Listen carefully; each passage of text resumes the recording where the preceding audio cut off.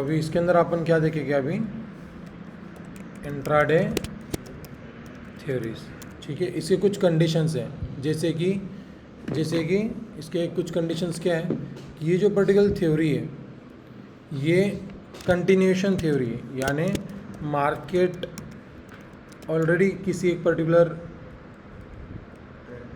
Trend में रहता है, अप ट्रेंड या फिर डाउन ट्रेंड, और उसके बाद वापस वहाँ से पॉज लेकर के थोड़ा क्या हो जाता है, कंटिन्यू, ठीक है।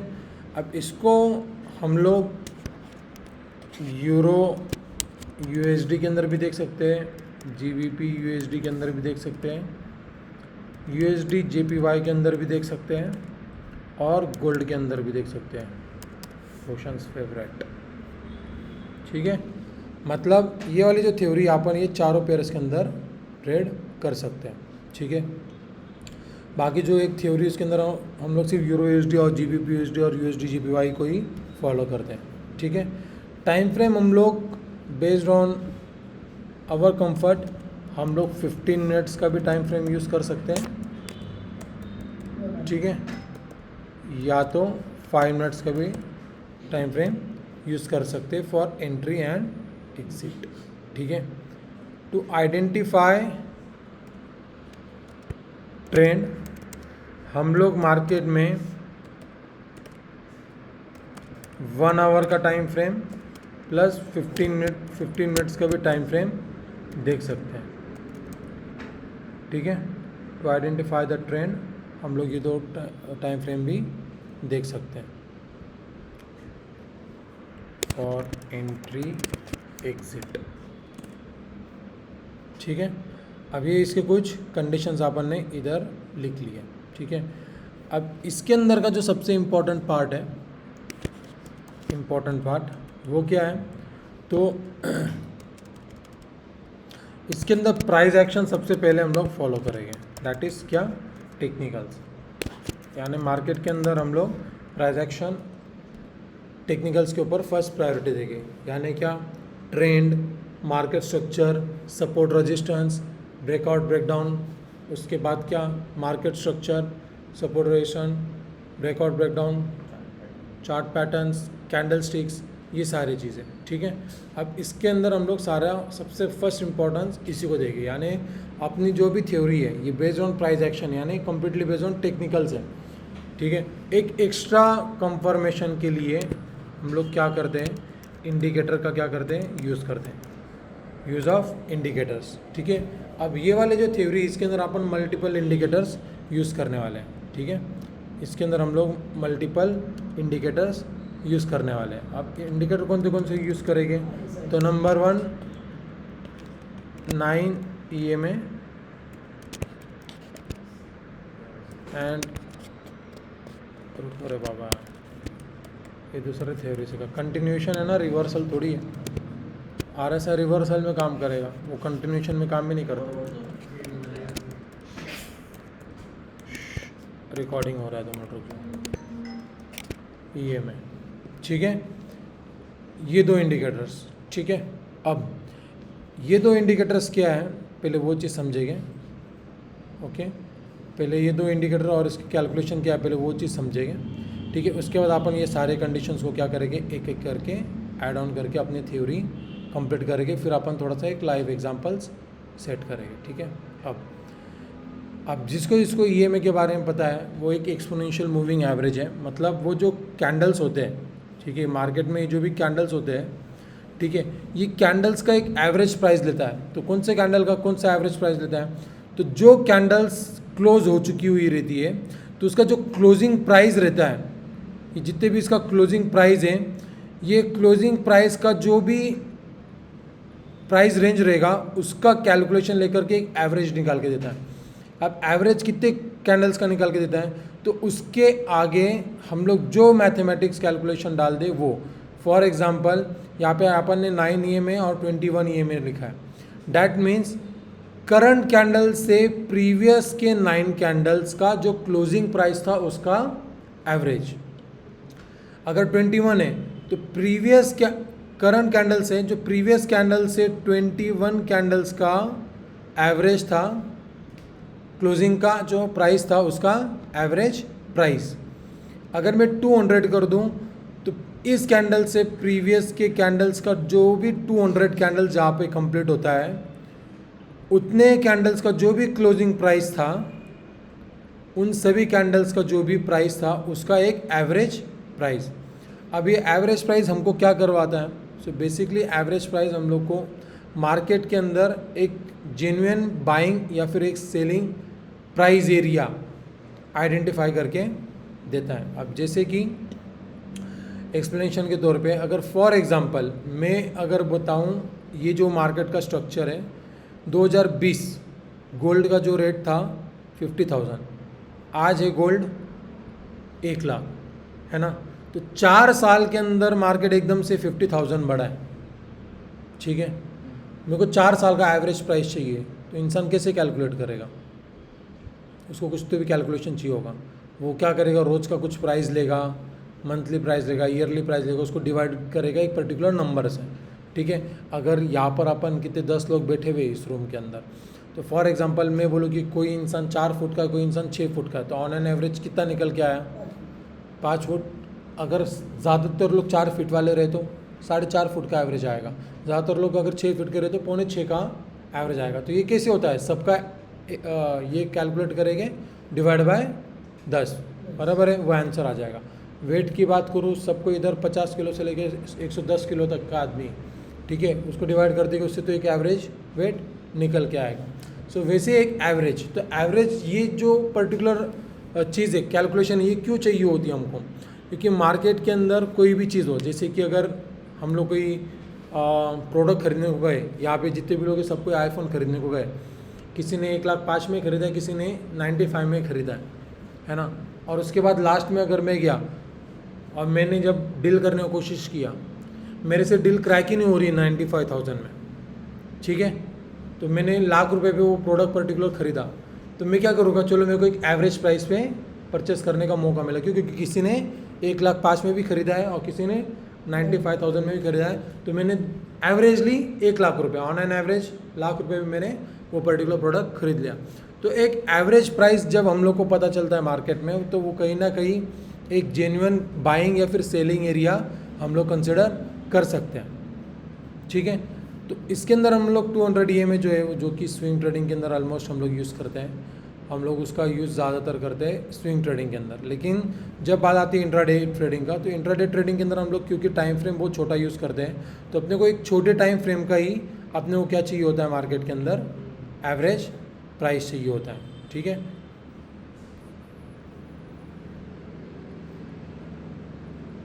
सुना, अभी इसके अंदर हम लोग क्या करेंगे? 2 EMAs यूज़ करेंगे, ठीक है। लगाना कैसे है? अब क्योंकि हम लोग RSI भी बहुत यूज़ करते हैं, तो मार्केट के अंदर RSI वाला इंडिकेटर तो हम लोग लगा कर ही रखते हैं, लेकिन क्योंकि ट्रेडिंग व्यू के अंदर हम लोग 2 इंडिकेटर से ज़्यादा लगाते नहीं हैं, लगा नहीं पाते, क्योंकि उसको फिर पैसा पे करना पड़ेगा। तो ये दोनों EMA एक साथ हम लोग कैसे लगाए? तो यहाँ पर जाने के बाद हम लोग सर्च करते हैं, इंडिकेटर्स में आने के बाद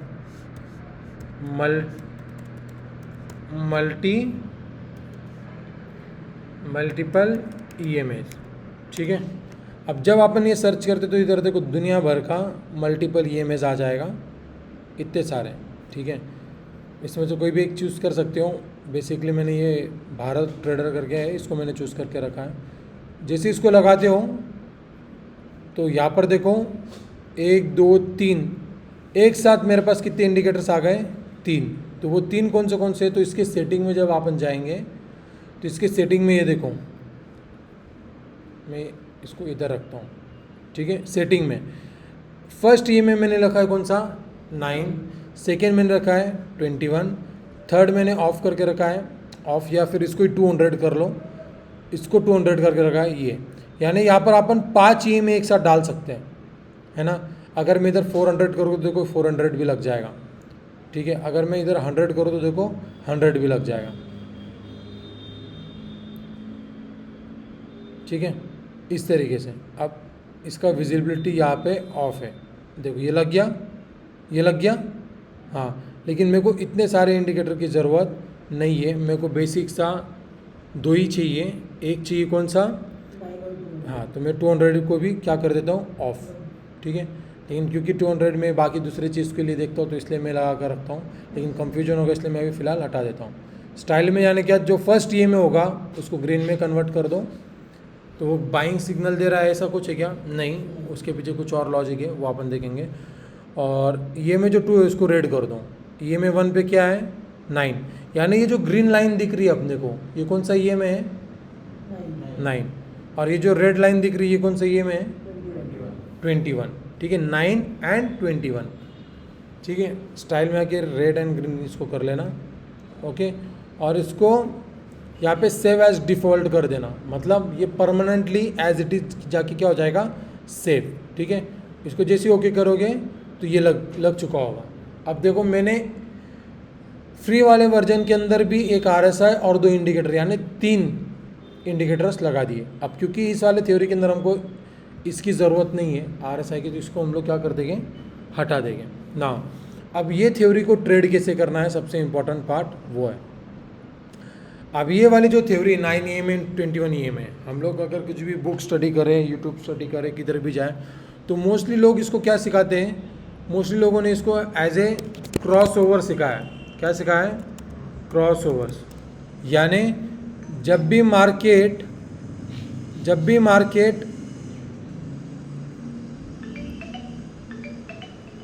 21 EMA जो होगा, 21 EMA जो होगा उसको अपना ये जो 9 EMA जो है ये कट करेगा। ठीक है, और ऊपर एक स्ट्रॉन्ग ग्रीन कैंडल ऐसा बना देगा, तो यहाँ पर हम लोग बाय करके चले गए। ऐसा मार्केट के अंदर आप अपने को सिखाया गया यूट्यूब, इंस्टाग्राम, टेलीग्राम पे। ठीक है, कुछ इस तरीके से इसको बोलते हैं मार्केट के अंदर क्रॉस ओवर। किसका क्रॉस ओवर? तो इंडिकेटर का क्रॉस ओवर 9 एंड 21। ठीक है, इस तरीके से हम लोग बेसिकली क्रॉस ओवर्स को ट्रेड नहीं करेंगे। हम लोग ये क्रॉस ओवर्स को ट्रेड नहीं करेंगे।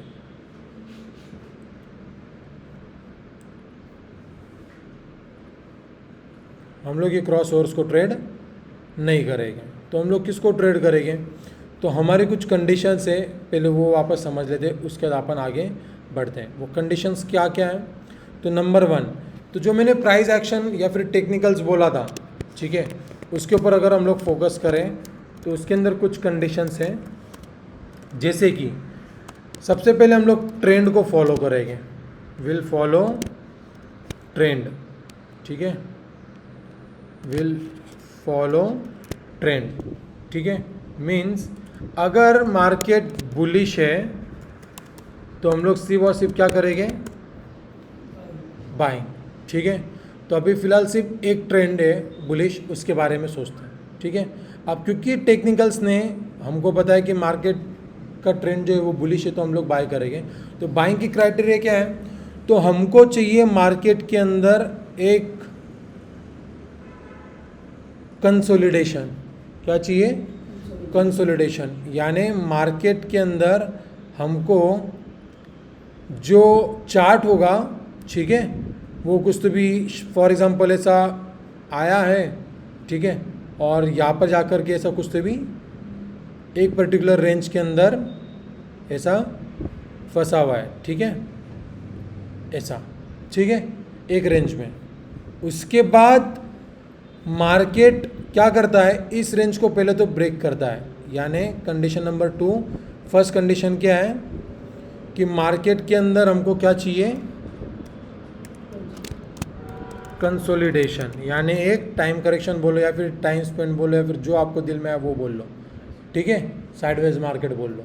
ठीक है, नंबर 2 का कंडीशन क्या है कि उस पर्टिकुलर रेंज का क्या होना ज़रूरी? फिर ब्रेक आउट। ठीक है, नंबर 3 कंडीशंस क्या है?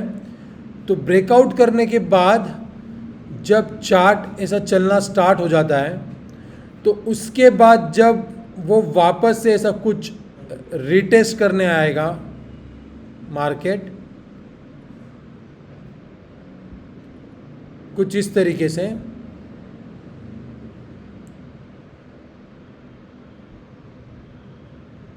पहले से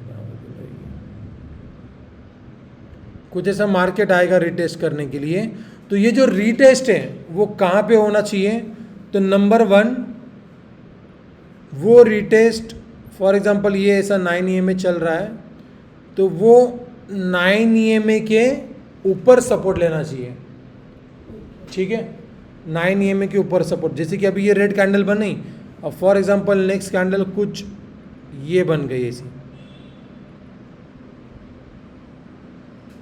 कुछ ये बन गई, मतलब क्या हो गया? ये जो 9 EMA था अपना, ये जो 9 EMA था,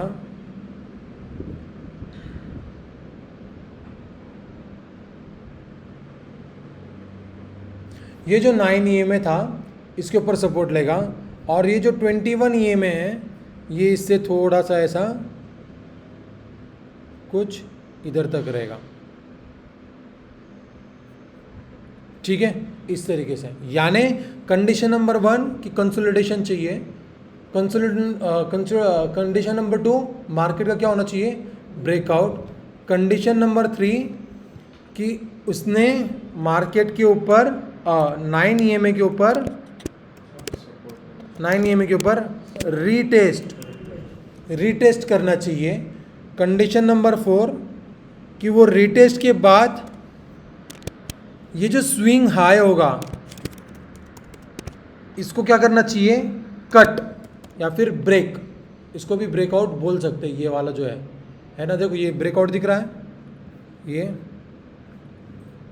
दिख रहा है ना, इस तरीके से।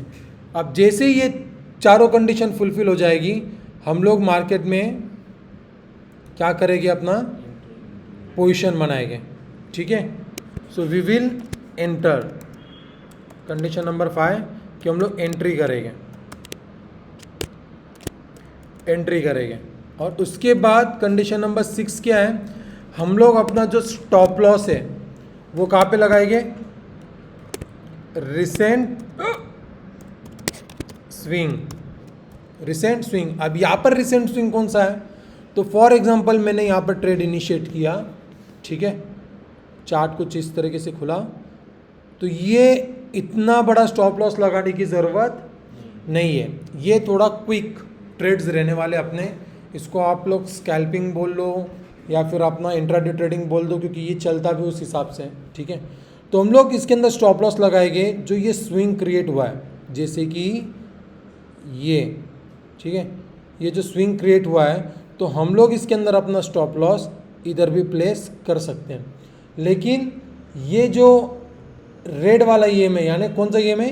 21 EMA, तो हम लोग क्या करते हैं? ये स्विंग भी कंसिडर करते हैं और थोड़ा एक्स्ट्रा क्वेश्चन दे करके हम लोग ये EMA को भी ये स्टॉप लॉस रख सकते हैं, ठीक है, स्टॉप लॉस रख सकते हैं। अब इसके बाद मार्केट के अंदर अगली कंडीशन क्या है? मार्केट के अंदर अगली कंडीशन क्या है कि इसके बाद हम लोग ट्रेड को मैनेज कैसे करेंगे? ट्रेड मैनेजमेंट, ठीक है। ट्रेड मैनेजमेंट क्या रहेगा? तो ट्रेड मैनेजमेंट रहेगा कि हम लोग मार्केट को जो अपना स्टॉप लॉस है उसको क्या करते रहेंगे? Trail your stop loss. अब ये स्टॉप लॉस ट्रेल कैसे होगा? तो स्टॉप लॉस ट्रेल होगा जैसे जैसे ये 9 EMA ऊपर चलता रहेगा, ठीक है, और जैसे जैसे ये 21 EMA भी चलता रहेगा, ठीक है। सो हम लोग स्टॉप लॉस 2 तरीके से ट्रेल कर सकते हैं, ठीक है। एक एज ए प्राइस एक्शन या फिर 21 EMA के साथ, यानी जहाँ पर 21 EMA रहेगा वहाँ पे अपना स्टॉप लॉस एक तो ट्रेल करते चलेंगे, या तो प्राइस एक्शन का मतलब क्या है? जैसे जैसे ये इसके ऊपर ऐसा स्विंग बनाते चलेगा वैसे वैसे, ठीक है, जैसे जैसे ये ऐसा स्विंग बनाते चलेगा वैसे वैसा, ठीक है। दोनों ही कंडीशंस क्या है, चल सकती है, कोई उसमें ये नहीं है। अब ट्रेल करने का टारगेट कहाँ पे ख़त्म होगा, तो ये जो थ्योरी है ये विद द ट्रेंड चलने वाली यानी कंटिन्यूशन वाली है। तो इसीलिए हम लोग जो अपना एग्ज़िट है उसको हम लोग ट्रेलिंग एसएल पे लेंगे, या फिर एज पर मैथमेटिकल कैलकुलेशन जो हम लोग क्या बोलते हैं उसको पार्शियल बुकिंग करेंगे, या तो पिरामिडिंग के हिसाब से जहाँ पे मिलेगा वहाँ पे करेंगे, ठीक है। मतलब एक तो पार्शियल बुकिंग करते चले गए या तो पिरामिडिंग करते हुए चले गए, उस हिसाब पे हम लोग इसको एग्ज़िट करेंगे, ठीक है। हम लोग का टारगेट पे एग्ज़िट नहीं होता, हम लोग इसको ट्रेल करते चलते हैं, ठीक है। यानी अब तक अपन ने क्या क्या चीज़ देख लिया, वापस एक्सप्लेन करता हूँ। नंबर 1 की एक इंट्राडे थ्योरी है, ठीक है, जो कि बेस्ड ऑन किसके ऊपर, एक कंटिन्यूएशन, ठीक है, कंटिन्यूएशन थ्योरी रहेगी है। किसके अंदर कर सकते हैं, तो euro USD, GBP USD, USD JPY and gold, ठीक है। इंपॉर्टेंट चीज़ क्या है, तो ये प्राइस एक्शन हम लोग इसके अंदर कम्प्लीटली फॉलो करेंगे, ठीक है। प्राइस एक्शन जो कि टेक्निकल्स हैं, तो अपन क्रॉस ओवर्स बेसिकली ट्रेड नहीं करते हैं, ठीक है। सो इंडिकेटर लगा दिया, इसलिए क्रॉस ओवर हम लोग ट्रेड नहीं करते हैं, ठीक है। हम लोग का कंडीशन थोड़ा डिफरेंट है। वो कंडीशन क्या है, तो सबसे इम्पॉर्टेंट है कि हम लोग मार्केट के अंदर फर्स्ट प्रेफरेंस जो है वो किसको देते हैं, टेक्निकल्स को, यानी प्राइस एक्शन को, ठीक है। हम लोग उसको ही यहाँ पर क्या करेंगे, फॉलो करेंगे। हम लोग इसको ट्रेड नहीं करते, ऐसा चलेगा ना। टेक्निकल्स को फॉलो करते हैं, जिसके अंदर सबसे इम्पोर्टेंट पार्ट क्या है कि हम लोग ट्रेंड को फॉलो करते हैं। जो ट्रेंड रहेगा उसके अकॉर्डिंग मार्केट के अंदर व्यू बनाएंगे। जैसे कि अगर ट्रेंड बुलिश है, ठीक है, तो हम लोग सिर्फ किसका माइंड सेट रखेंगे, बाय, यानी हम लोग सिर्फ ब्रेकआउट, ठीक है, और रीटेस्ट करके जो रिसेंट स्विंग हाई होगा उसका कट, रिसेंट स्विंग हाई यहाँ पर लिखना रह गया, यहाँ पे स्विंग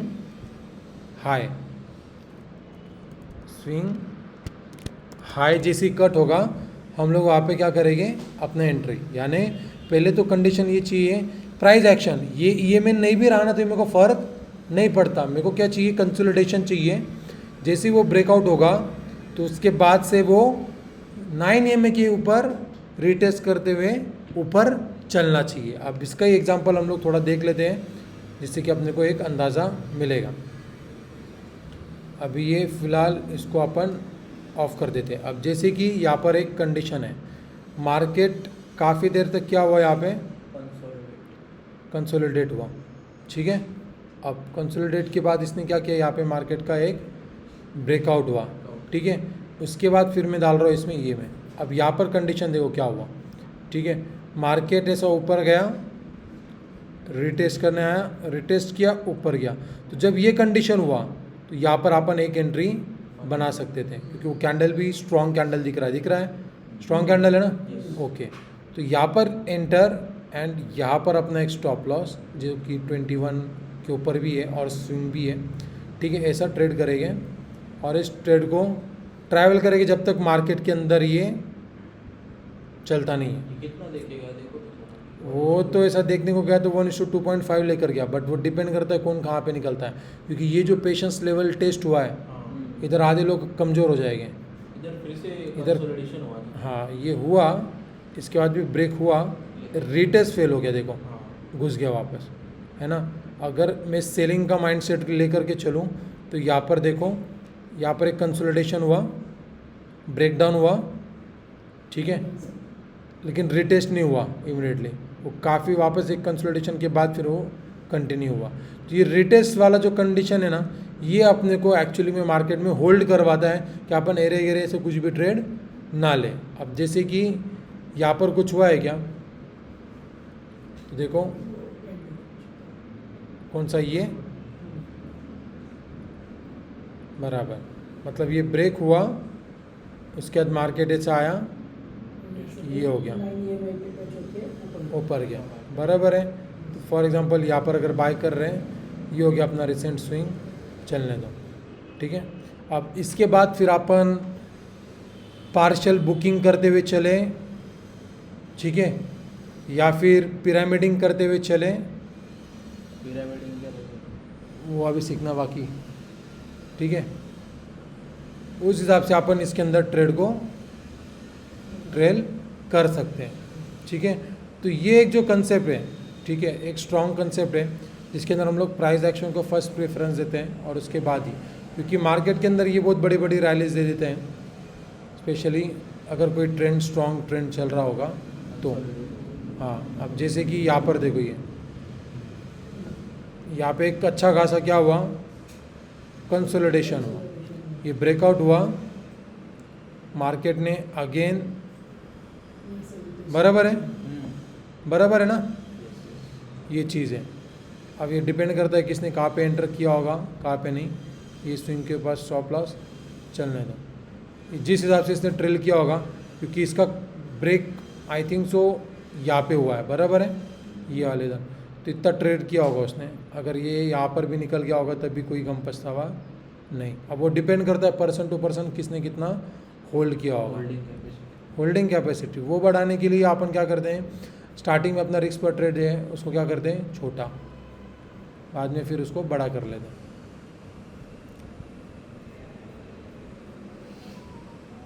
ठीक है, इस हिसाब से। तो अपन इसको कोई भी टाइम फ्रेम के अंदर अपन देख सकते हैं, ऐसा कोई ये नहीं है। छोटा टाइम फ्रेम होगा तो छोटा टाइम फ्रेम, बड़ा टाइम फ्रेम होगा तो बड़ा टाइम फ्रेम, ठीक है।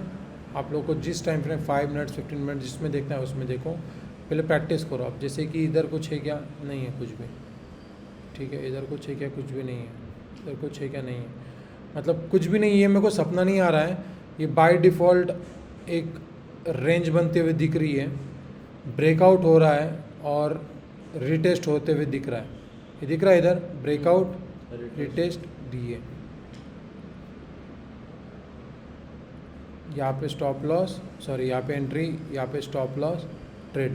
ये कितना देकर गया होगा, ये यहाँ तक गया तो भी 1:6 7 8 है, और फॉर एग्जांपल अगर उसने यहाँ पे कट किया होगा ये वाला, तभी 1:5 दे के जा रहा है इस हिसाब से। तो ये देता है तो बहुत बड़े बड़े टारगेट्स देगा अपने को इस हिसाब से, ठीक है।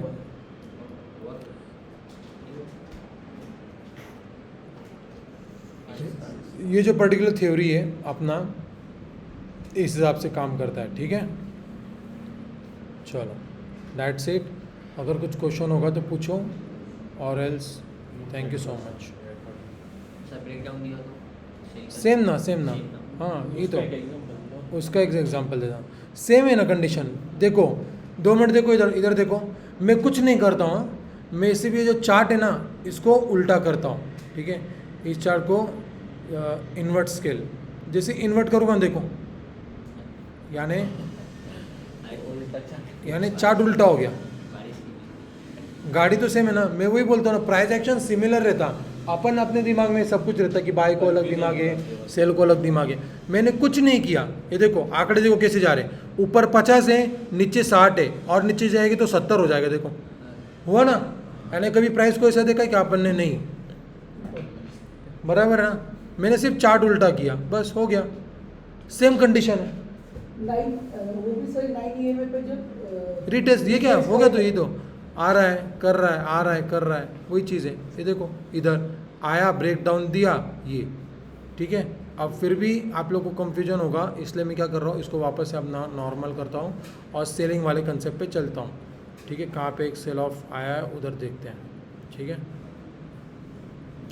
और एक सबसे इम्पोर्टेंट पार्ट, ये ट्रेंडी मार्केट में ज़्यादा काम करता है। ट्रेंडी मार्केट का मतलब क्या है, मार्केट ऊपर नीचे फास्ट हो रहा है, ज़्यादा हो रहा है, उस हिसाब से वोलेटाइल मार्केट के अंदर। इसलिए मैंने इसमें गोल्ड डाला ना, गोल्ड को डालने का पीछे का रीज़न ही वो था कि गोल्ड एक वोलेटाइल प्रोडक्ट है जो कि काफ़ी ज़्यादा उसके अंदर वोलेटिलिटी देखने को मिलती है। साइडवेज रेंज के अंदर मुश्किल है, वो सिर्फ स्टॉप लॉस हिट हो गए, ये चीज़ दिमाग में रखो। चलो देखो, मेरे को सेलिंग का कुछ अब तक मिला नहीं क्योंकि ट्रेंड बुलिश है यूरो USD का, ठीक है। सेल वाले लोग खाली स्टॉप लॉस हिट करवा रहे हैं। नहीं है इधर भी सेलिंग का एक अब तक बेस्ट एग्जांपल नहीं मिला मेरे को देखने दो। चलो ये होने को तो हो सकता है लेकिन कुछ इतना खास मिला नहीं उसमें। एंट्री तो हो जाएगा, एंट्री तो हो जाएगा, ऊपर है देखो, एंट्री तो हो जाएगा बेसिकली, एंट्री तो इधर हो जाएगा सेल साइड का, बट उसने टारगेट इतने अच्छे अपने को नहीं दिए। देखा ये, तो ये नहीं, ये ट्रेलिंग स्टॉप लॉस हिट हो जाएगा इधर कॉस्ट टू कॉस्ट तक का, ऐसा दिया ना इसने 1:1, यहाँ तक हो सकता है ऐसा। इसने दिया अच्छा खासा ब्रेकडाउन दिया, आपने सारे कंडीशंस फुलफिल किए, साइडवेज हो गया, ब्रेकडाउन दिया, रिटेस्ट किया, फिर कंटिन्यू हुआ, नेकलाइन ब्रेक किया, एंट्री लिए, चला ये, तो ठीक है। लेकिन इसने टारगेट इतने अच्छे नहीं दिए क्योंकि ट्रेंड बुलिश है ना, मार्केट कई दिनों से मार्केट सिर्फ बुलिश ट्रेंड में ही है, सो थोड़ा मुश्किल रहेगा सेल साइड का मिलने के लिए। तो ये ट्रेंड कैसे ढूंढने का, तो उसके अंदर टेक्निकल्स के अंदर अपने को सुपीरियर बनना पड़ेगा, ठीक है। इसको कंसिडर कर सकते, क्या कर सकते हैं, ये भी कंसिडर कर सकते हैं।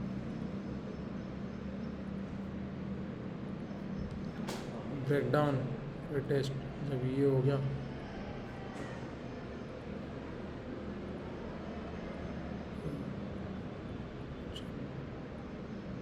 ये अल्लाह, ठीक है, हो गया सेलिंग का ऊपर।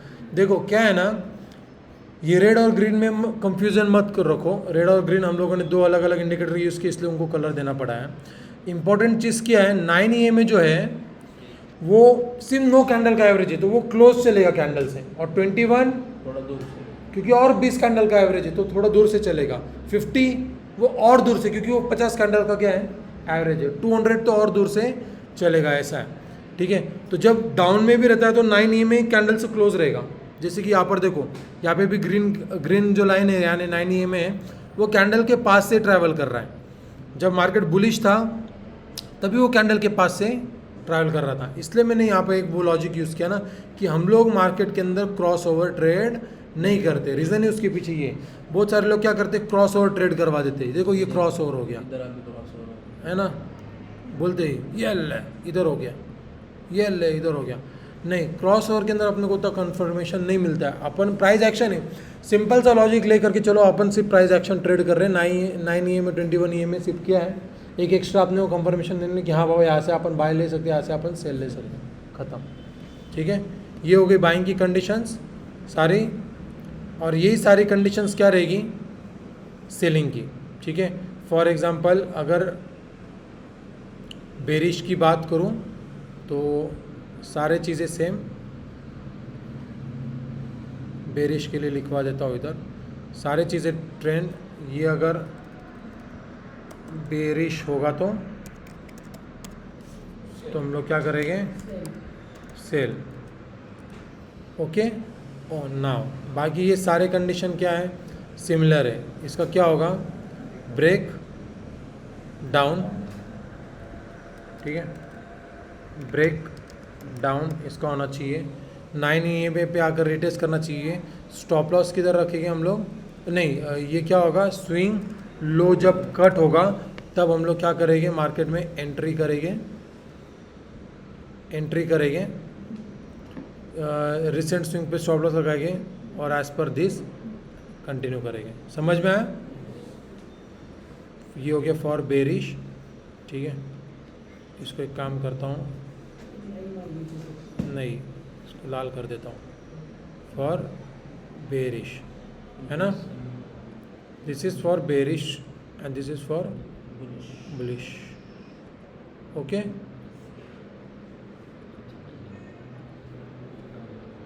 समझे, हाँ। तो ये चीज़ इम्पोर्टेंट है, दिमाग में रखो। ये एक रह गया कंडीशन। कुछ भी क्वेश्चन होगा तो फ्रीली पूछो, मैं ये करता हूँ, ठीक है।